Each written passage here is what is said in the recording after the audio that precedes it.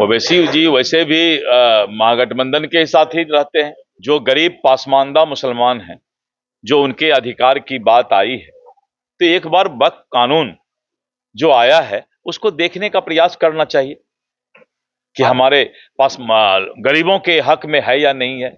आज लोग जुटे हैं गांधी मैदान में।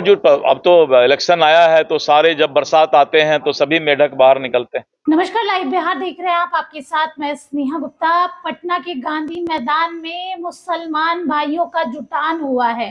वक्फ संशोधन बिल को लेकर महारैली हो रही है, जहां पर पूरी तरीके से पटना का ऐतिहासिक गांधी मैदान खचाखच लोगों से भर चुका है।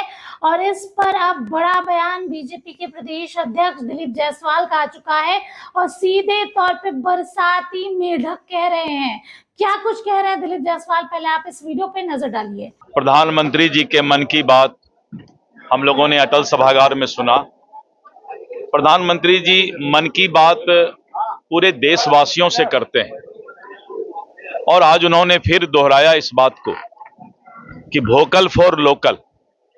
हम अपने हिंदुस्तान में, अपने देश में जो सामान बनते हैं उसी का उपयोग करें, तभी देश विकसित होगा, तभी देश आगे बढ़ेगा। विदेशी सामानों से हमें परहेज करना चाहिए, विदेशी सामानों के उपयोग से हमें बचना चाहिए, यानी वोकल फॉर लोकल हमें होना चाहिए।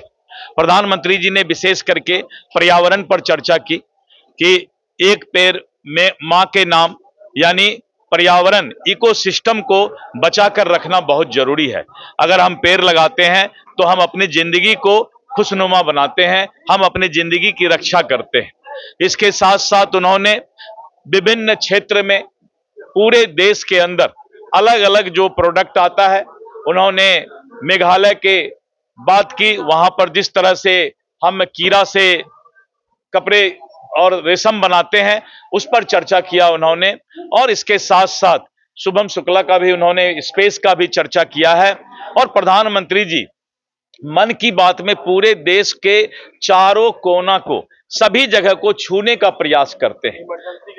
और जो सबसे बड़ी बात उन्होंने कहा कि जो मोरारजी देसाई जी, जगजीवन राम जी ने जिस तरह से निरंकुश लोकतंत्र की हत्या इमरजेंसी आपातकाल के समय हुआ था और शासक कैसे निरंकुश हो जाता है, अहंकारी हो जाता है, ये बात इमरजेंसी के उस चीज को अगर हम याद करते हैं तो आज भी हम सिहर जाते हैं कि श्रीमती इंदिरा गांधी के समय जो आपातकाल लगा था वो मोरारजी देसाई जी और जगजीवन राम जी के शब्दों में भी सुनने का मौका मिला कि किस तरह का अत्याचार और किस तरह से न्यायिक व्यवस्था को प्रभावित करने का प्रयास और जिस तरह से लोकतंत्र का माखौल उड़ाया गया था, लोकतंत्र की हत्या की गई थी, पार्लियामेंट का समय बढ़ा दिया गया था।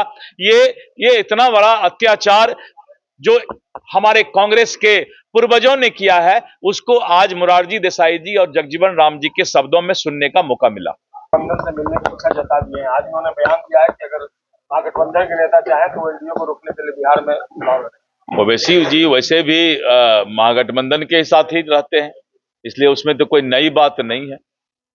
और जो गरीब पासमानदा मुसलमान हैं, जो उनके अधिकार की बात आई है, तो एक बार वक्फ कानून जो आया है उसको देखने का प्रयास करना चाहिए कि हमारे पास गरीबों के हक में है या नहीं है। आज लोग जुटे हैं गांधी मैदान में। अब तो इलेक्शन आया है तो सारे जब बरसात आते हैं तो सभी मेढक बाहर निकलते हैं। तो सुना आपने क्या कुछ कहा उन्होंने। इसके साथ ओवैसी पर भी निशाना साधा। उन्होंने कहा ओवैसी तो शुरू से ही महागठबंधन का हिस्सा रहे हैं, हमेशा ही राजद के साथ रहे हैं, तो उनके बारे में क्या ही कहना। और जब उनसे रैली के बारे में पूछा गया, वक्फ रैली के बारे में पूछा गया, जो कि पटना के ऐतिहासिक गांधी मैदान में हजारों की तादाद में लोग आए हुए हैं, तो उन्होंने कहा कि अब चुनाव का समय है, ऐसे में तो लोग आएंगे ही, बरसाती मेढक है। और सीधे तौर पे दिलीप जायसवाल ने बड़ा बयान दे दिया है। इसके साथ ही प्रधानमंत्री नरेंद्र मोदी को लेकर भी उन्होंने कहा है। आज प्रधानमंत्री नरेंद्र मोदी ने मन की बात की है, जिसका आयोजन पटना के बीजेपी कार्यालय में हुआ। और इस दौरान दिलीप जायसवाल भी क्या कुछ कहते हुए नजर आए, आपने सुना। आप बने रहिए हमारे साथ, तब तक के लिए बहुत बहुत शुक्रिया।